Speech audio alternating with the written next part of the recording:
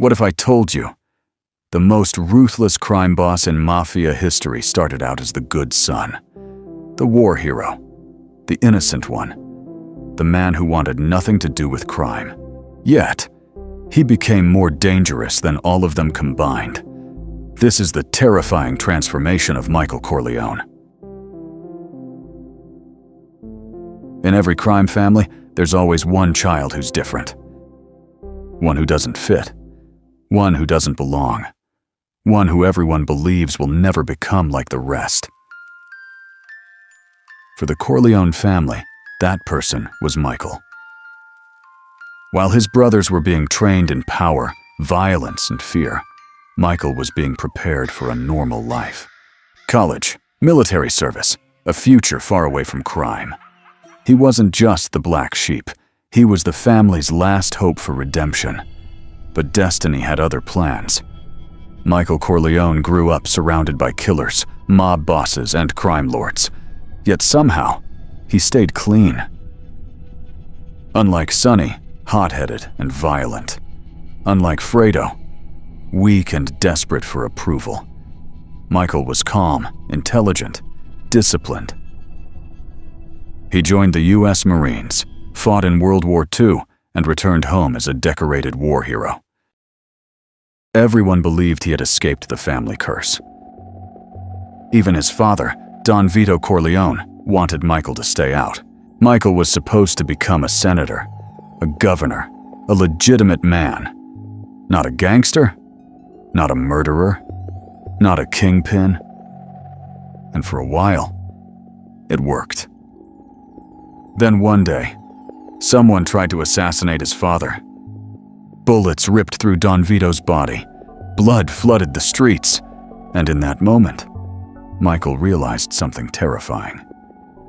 No matter how far he ran, the family's enemies would always find him. The world he avoided had finally come for him. So Michael made a decision that would change him forever.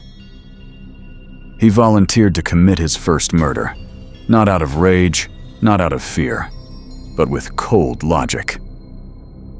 He calmly walked into a restaurant, sat across from two powerful enemies, excused himself to the bathroom, retrieved a hidden gun, returned, and executed them both at point-blank range.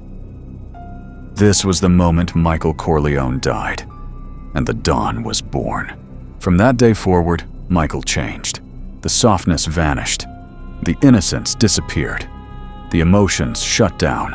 What replaced them was pure calculation. Michael didn't want chaos like Sonny. He wanted absolute control. He didn't want fear. He wanted total domination. Slowly, carefully, strategically, he eliminated every threat to his rise. Friends, rivals, traitors, even family. One by one, they fell. Not through rage, but through perfect planning. Michael became the kind of leader who didn't shout. He whispered. And when he whispered, people died. By the time Michael took full control, he had everything. Power, money, influence, fear. Yet, he lost everyone he loved. His wife, his brother, his soul. Michael Corleone didn't become evil overnight. He became evil step by step. Through loyalty, through love, through sacrifice. Until he finally realized he had become exactly what he once hated. The most dangerous man in the room. Michael Corleone's story isn't just about crime. It's about how power corrupts. How loyalty becomes chains. How love becomes weakness. And how good men slowly become monsters.